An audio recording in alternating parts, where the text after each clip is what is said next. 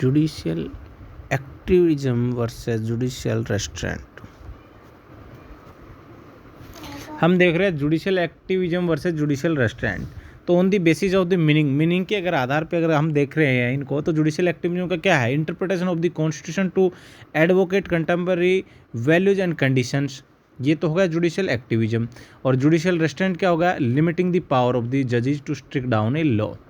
ये किसी भी लॉ को स्ट्रिक डाउन करते समय जजेस की लिमिट क्या है? वो रेस्ट्रेंट, यानी जुडिशरी को रोकने या उस पर लिमिट लगाने की बात हो जुडिशियल रेस्ट्रेंट। और जुडिशरी आउट ऑफ बॉक्स आके एक्टिव रोल में काम कर रही है, तो जुडिशियल एक्टिविज्म। अब on the basis of goals के बेस पे अगर हम बात करेंगे, तो जुडिशियल रेस्ट्रेंट्स द जजेस and the court encourage reviewing an existing law rather than modifying the existing law, whereas in judicial activism it gives the power to the overrule certain acts or judgment। तो ये गोल के base पे हो गया। और basis of intent यानी intention के base पे क्या होगा? जुडिशियल एक्टिविज्म जजेस should look beyond the original intent of the former framers. In judicial restraint जजेस should look to the original intent of the writers of the constitution. ठीक है, तो जुडिशियल एक्टिविज्म और judicial restraint on the basis of meaning, on the basis of goal, on the basis of intent. उसके बाद आ जाओ on the basis of power, उसके बाद on the basis of their role.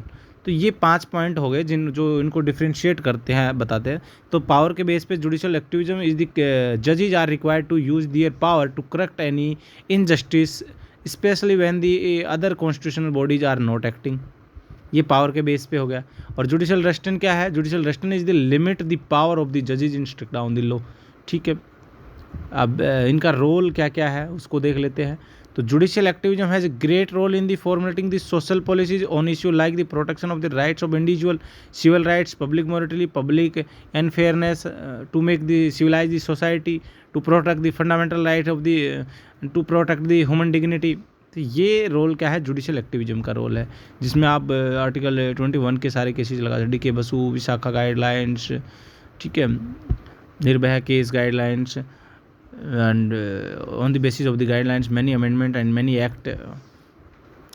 तो ये तो इनका ये एक्टिविज्म का। और रेस्ट्रेंट का रोल ये हो गया कि जो रेस्ट्रेंट है, जो 3 ऑर्गन है उसमें जुडिशरी, एग्जीक्यूटिव और लेजिस्लेटिव ऑर्गन, वो तीनों के तीनों अपने फंक्शंस को परफॉर्म करे। जुडिशरी उनका काम को, जुडिशरी लेजिस्लेट का काम ना करे, एग्जीक्यूटिव का काम ना करे, ये इसका रोल हो गया जुडिशियल रेस्ट्रेंट का। उसके बाद कंक्लूजन पे आते हैं। तो कंक्लूजन क्या है? Judiciary has played an active role through its activism especially through the PIL का कॉन्सेप्ट आने के बाद में आप ये कह सकते हो कि PIL is a part of the judicial activism. तो this has restored the rights of the disadvantage section of the society. और the supreme court and high court have the work in favour of the progressive social policies and the citizen hold a high regard for the institution of the judiciary. However, in a democracy, it is important to maintain the principle of separation of the power and uphold the legitimacy of the 3 organ of the government।